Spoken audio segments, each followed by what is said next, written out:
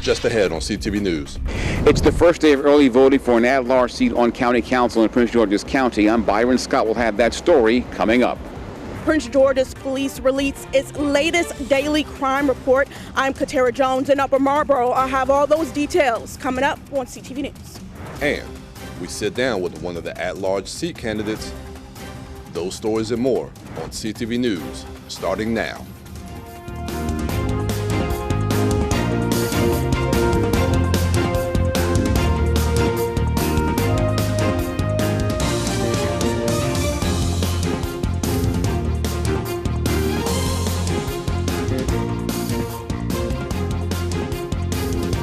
Good evening. This is CTV News for July 31st.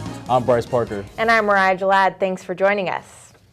Voters across Prince George's County are heading to the polls today for day one of early voting. Up for grabs is an empty at-large seat. Byron Scott has our story.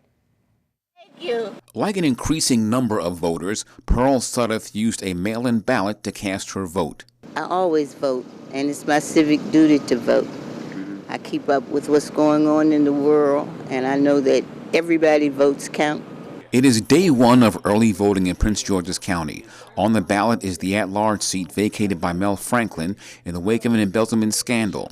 12 people are lined up, 8 Democrats, 4 Republicans, some candidates more well-known than others. There is so much that goes into preparing for any election. Obviously, with this election being one that is taking place between the presidential primary, and the presidential general election that will take place in November. It did create more work that needed to be done. There are 9 polling sites, 1 in each district, and 39 drop boxes.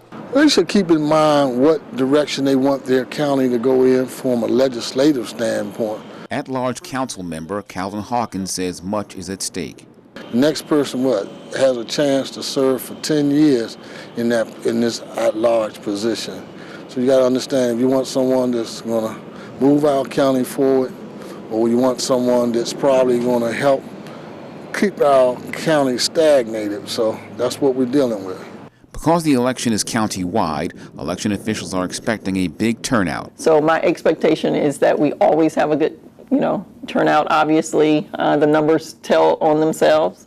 To that end, campaign workers outnumbered in-person voters at some locations.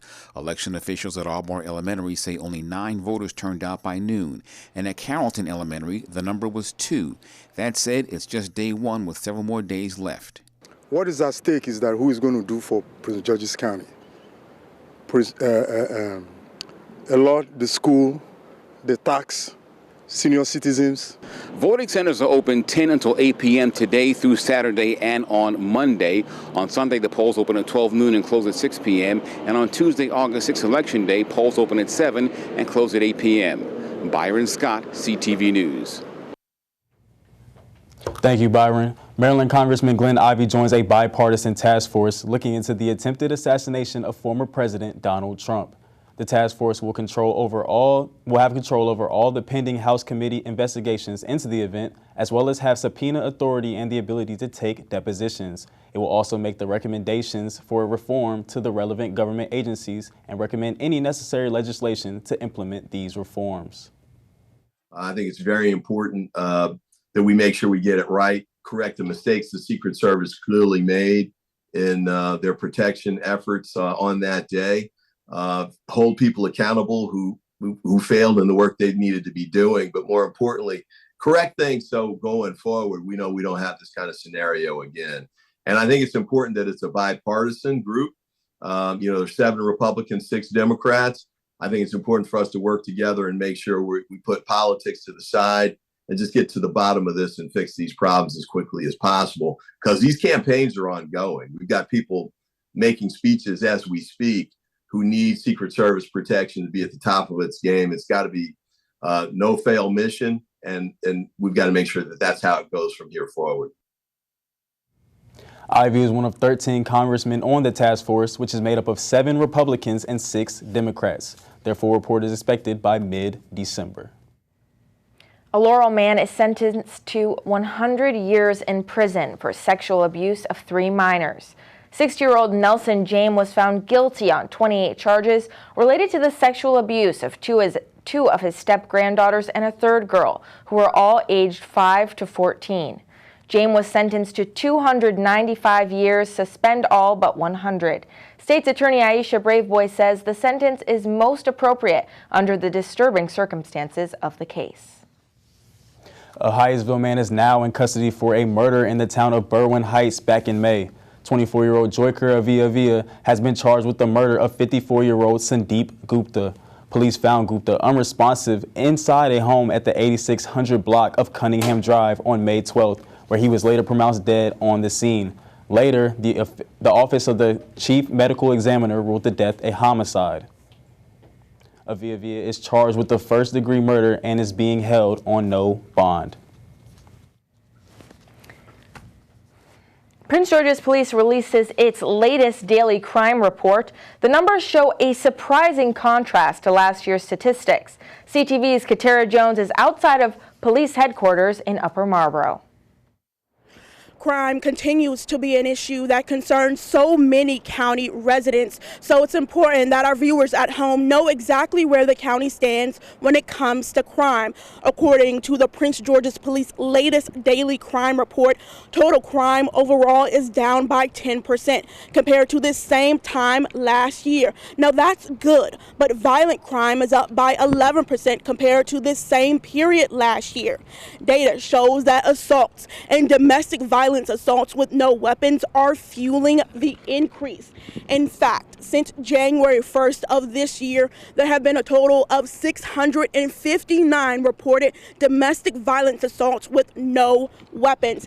That's a 36% increase from the same time last year. The county has also seen some improvements when it comes to carjackings. The numbers show that carjackings are down 16% compared to the same period last year. The county for the past several years have been dealing with carjackings and stolen vehicles. The number of vehicles being reported stolen has also gone down by 27% compared to this same period last year. Now, the data clearly shows that there is still some areas in which the county needs to improve on. Katara Jones, CTV News. Maryland State Police breaks ground on a new multi-million-dollar facility in Jessup. The site will be the new Tactical Services Administration building for the Maryland State Police. The 22,000-square-foot facility will house the Waterloo Barrack, the Office of the State Fire Marshal, K-9 units, a bomb squad, and the Underwater Recovery Team. Officials say the building will serve as statewide emergency operations center for first responders. The project is expected to cost $12.1 million. Well, don't forget to stay hydrated as the summer extreme heat is back again for the rest of the week. The Washington metro region will see temperatures get up to about 96 degrees today. The heat index is expected to climb to about 100 degrees. Make sure you keep your umbrellas handy as showers and thunderstorms are expected tonight. The extreme heat will stick around through Friday with temperatures reaching the upper 90s with a possible chance of showers and thunderstorms. And you're watching CTV News. I'm Mariah Jalad. And I'm Bryce Parker. Still to come, police are warning residents of a new scam. We have details on that and what you need to know when we return.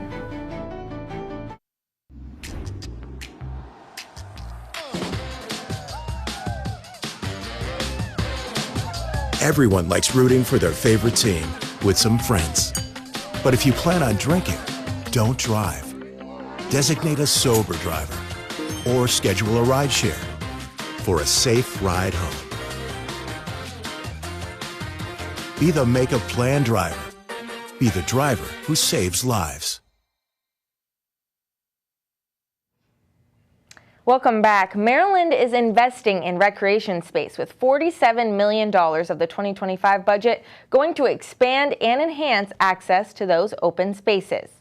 Prince George's County will be receiving more than $750,000 of those grants going towards building and expanding playgrounds and revitalizing parks.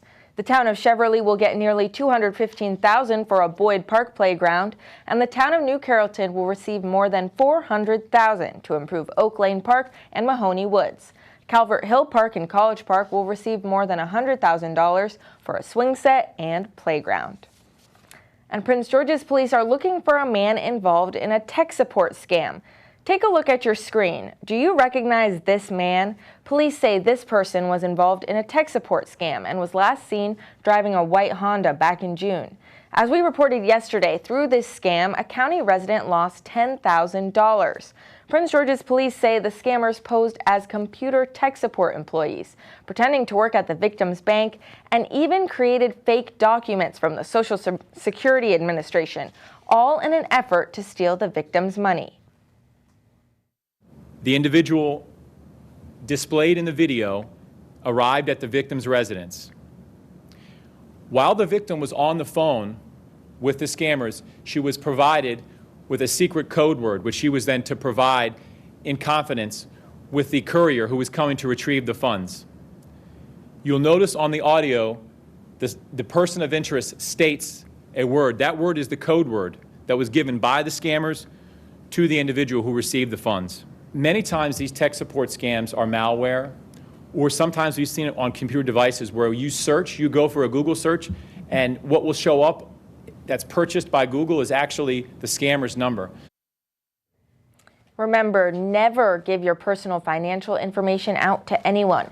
If you believe you have been a victim of this crime, contact detectives at 301-516-1464.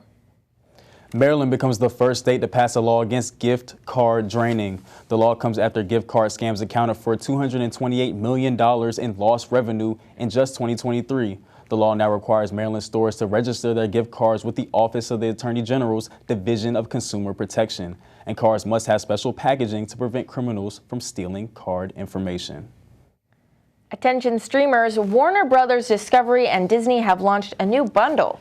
If you have Disney Plus, Hulu, and/or Max, you can now get all three services bundled at a discounted price. The collab will also bring together two major comic book rivals, Warner Brothers DC and Disney's Marvel. The launch of this bundle comes as Warner Brothers Discovery, which owns Disney Plus and Hulu, are looking to retain subscribers in an ongoing battle against streaming giants Netflix and Amazon Prime Video. This summer, CTV has been full of summer interns. High school and college students got the chance to learn skills in front of and behind the camera, creating their own short films and podcasts. We sat down with some of our summer interns to talk about the impact their internship has had on their future careers. You got news, production, camera. It's everything. You could do everything here. So it's like you don't have to stick to one thing. And it helps you really like decipher what you want to do, what you want to go into, and what you're most interested in. For So me personally, my major is communications, and I want to go into something with broadcast journalism. I didn't know what exactly, but this gave me a lot of opportunities to figure out what I wanted to do. I think this internship definitely helped me with my communication skills because, you know, if we had a little tiff or whatever, we kind of figured it out. I think how to work in an office space with different personalities, different people. It also helped me hone in on certain skill sets. At CTV, I've learned like communication skills and like how like time management and getting stuff done faster and not procrastinating about stuff. According to the National Bureau of Economic Research, students who participate in internship programs are 15% less likely to be unemployed and make 6% more than those who did not. And still to come on CTV News, we sit down with Prince George's County at-large candidate Angela Angel. Stay tuned. I'll see y'all.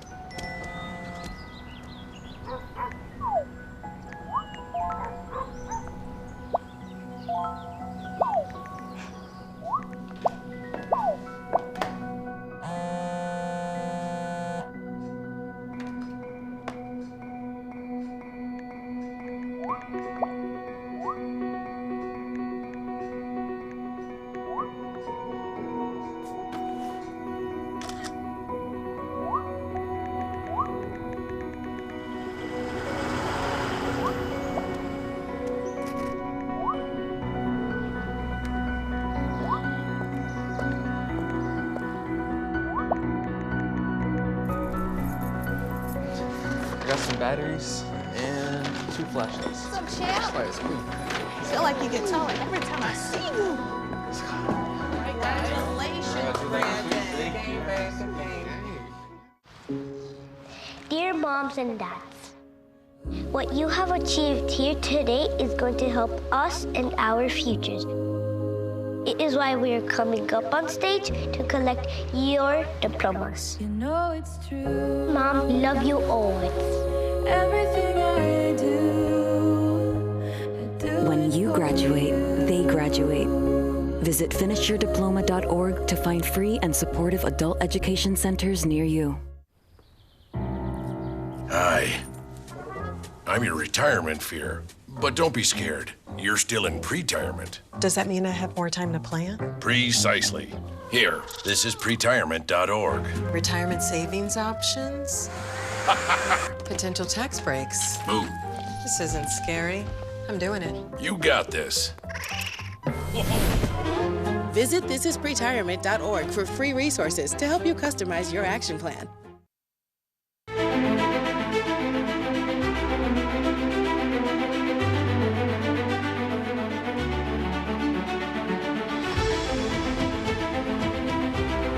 Early voting for this special election for the County Council's at-large seat began today, and CTV has introduced or reacquainted you with each of those candidates. Joining us in the studio today is candidate Angela Angel. Thank you so much for joining us today, Ms. Angel. I wanted to start talking a bit about your history. You've had a lot of experience working in the State House and working with the Prince George's County Council, but not necessarily as a council member. So can you talk a bit about that experience, and how does that make you the most qualified candidate for the at-large seat?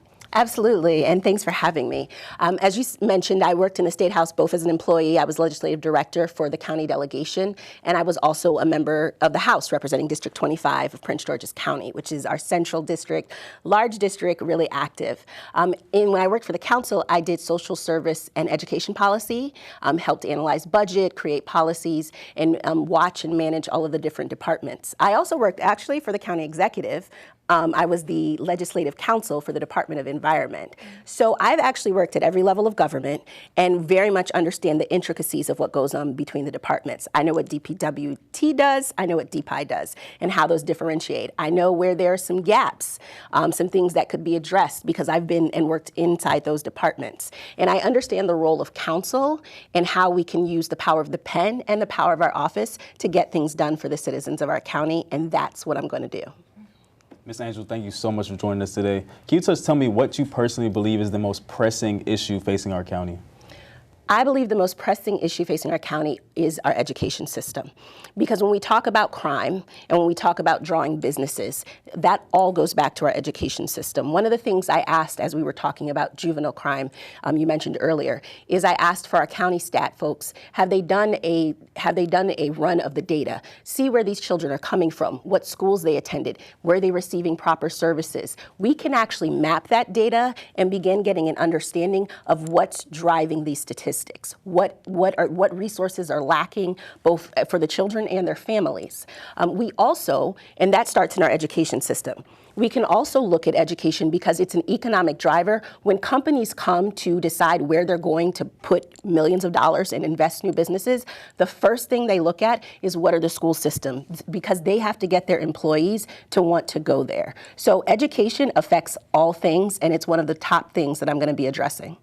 So going to education, you know, we're currently trying to implement the blueprint for Maryland's future. That's a big part of the county's budget and has a lot to do with why the county has this large budget deficit. Absolutely. So if you're in the at-large position, how are you going to balance paying for the blueprint and also closing this $170 million budget deficit? The budget deficit is not something to be ignored. And one of the things that I would like to do, and when we talk about top priorities, one of my top priorities for this county is to expand the federal grant process that we don't participate in enough. There are funds out there for infrastructure. There are funds out there for environmental things. There's $672 billion of federal grant funding out there to fund all of these types of projects that we could be taking advantage of to address the building up of the blueprint, but also not drain our resources. So that's one of the main things that I'm expanding to do. I want to, as your county at large council member, I want to expand our federal grants by at least 50%. And so I want to shift just quickly back to education. You said that you were the only candidate who has children in the PGCPS system. Can you please tell me how you are bringing that experience as a mother to this at-large seat? Not only do I have children in our system, my children have special needs. And so one of the reasons I ran for this office is because every day my 11-year-old daughter gets up around 5:30 in the morning. She has to ride a bus 45 minutes to go to a school that meets her needs. And that was after years of advocacy. That was after years of me being an attorney and knowing the system. So I know there are thousands of kids that are not receiving their services. And so that's why I'm running. That type of experience, that's why there needs to be a parent on the school system, not just a parent, but a parent who comes with experience and knows budgeting and all of the other aspects. And that's something I can do and be an advocate for our schools, our students, and make us a better county. Great. I want to shift to talking about the economy in Prince George's County. A lot of the candidates that we've talked to say they want to bring Prince George's County back to being the most affluent Black majority county in the state, in the country. What are your plans to support the businesses that are currently here in the county and attract new ones? So there's a couple of things that we can do. One of the things goes back to my reason of filing for the federal grants, because we have grants that can help grow our businesses. We have a lot of people here that are federal contractors. We should be doing programs to help them get more contracts and to benefit their small businesses. We can also be attracting more federal contractors here. We aren't taking advantage of the amazing things. I don't say just going back to the most affluent county. That's great. We're going to do that. But also there was a time when you heard us all say, this is gorgeous Prince George's, right? That was reflective of the people and the county at large. Let's get back to gorgeous Prince George's. That means we're also talking about bringing business to the corridor, the Silicon Corridor that's with University of Maryland. A lot of people miss that that's part of Prince George's County. I don't know how many times I've heard MGM is in DC. No, it's a great economic driver that we should be driving businesses and saying, look at all of the land and places around MGM. How can we build the businesses up there and attract more to that area, building sustainably and growing our economy? Well, thank you very much, Ms. Angel. That's all the time we have today, but thank you so much for being here and talking to us about these important issues. Thank you for having me. Thank you. Make sure that you are tuned into CTV News for continuous election coverage. And if you missed any of our candidate interviews, you can catch them on our YouTube page at youtube.com/PGCTV online. And still to come on CTV News. My personal favorite part of the show, my boy Simon Buggs is here with the Wednesday Sports page. Stay right there.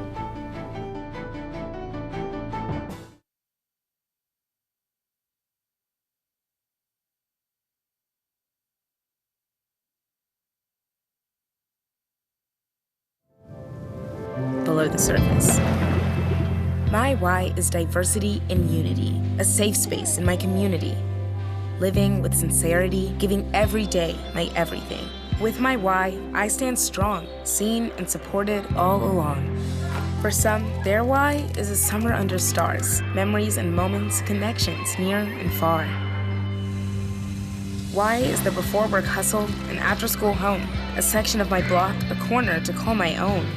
Our reason why is united, undivided, seeking understanding. Here, a handshake is a promise. All our hearts are dancing. Laughing is our song. It's kinship, friendship, tide rising with the ship. It's a million faces in a mirror, and everyone belongs. Find your why for a better us. I'm the Big C. What is the Big C? I'm here to tell you about skin cancer. Skin cancer is the cancer you can see. If we see something new, changing, or unusual, that could be skin cancer. Is there skin cancer on me right now? I'm not a dermatologist, but you know who is? Yeah. Your dermatologist. Yes. You gotta get checked, girl. Do I? Yes! Everybody has to get checked. See the Big C today.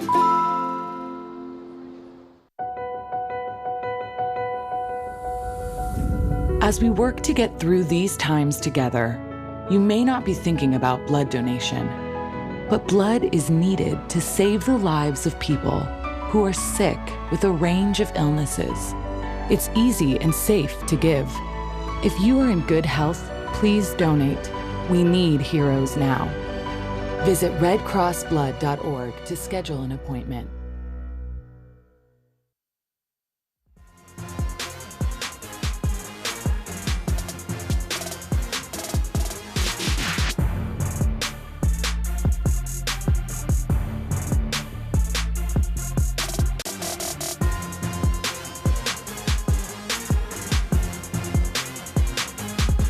What's going on, everybody? It's time for your Wednesday sports page. We begin with some news from the exciting world of minor league baseball.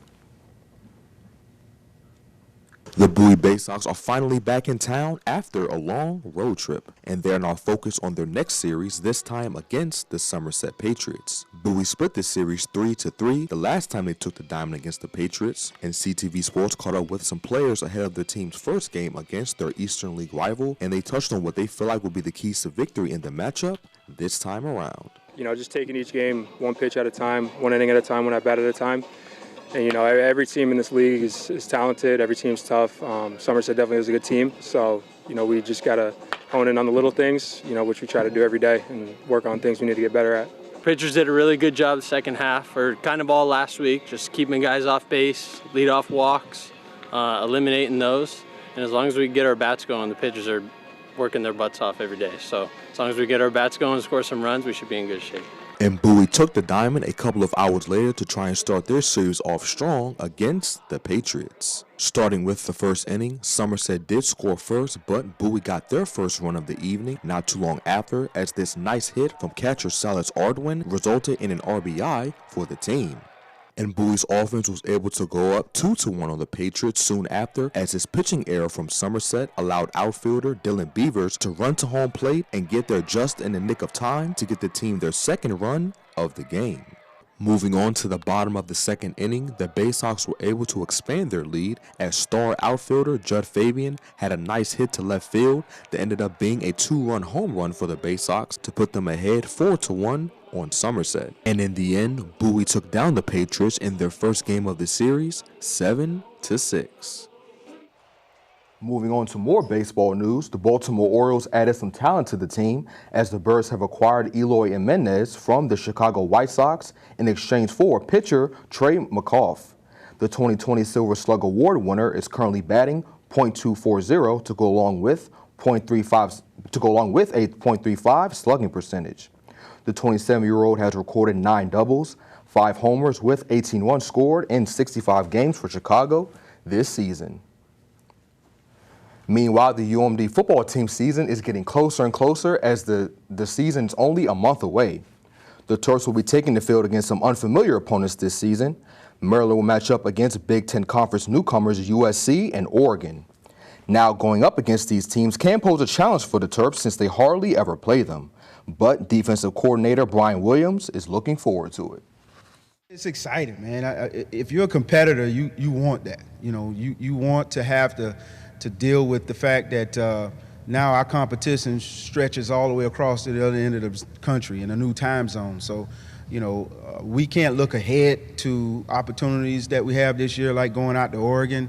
But definitely there's an excitement there, and, you know, it just gives you a little more added push. You know, I'm sure it gives the guys a little more push to do more. Obviously, we have to broaden our summer scouting and how we prepare because, you know, there's going to be there's a lot of newness in terms of what we're dealing with this year. So it's exciting and it challenges everybody. You know, it puts us in an uncomfortable state for a little bit, but, you know, that's also a good thing for you. The Terps' first opponent out of the two will be USC on October 19th. And that wraps up your Wednesday sports page. Thank you so much, Simon. Now let's get a look at our 3-day weather forecast. Rain and thunderstorms are expected tonight before 8 p.m. Thursday, you can expect those showers after 2 p.m. and we're looking at a high of 96. Friday, the rain continues. We'll reach a high of 96 and low of 75. Saturday, more rain is in store and we're looking at a high of 92. And now for a look at our community calendar. Tonight, the Seat Pleasant Community Center is hosting Ladies and Layups. Young women ages 13 to 17 will work on basic technical skills such as dribbling, shooting, passing, and defensive positioning. The event takes place from 9 until 11:30 p.m. For more information, contact 301-773-6685. And that wraps up CTV News for now. Thanks for joining us. We'll see you tomorrow. Good night.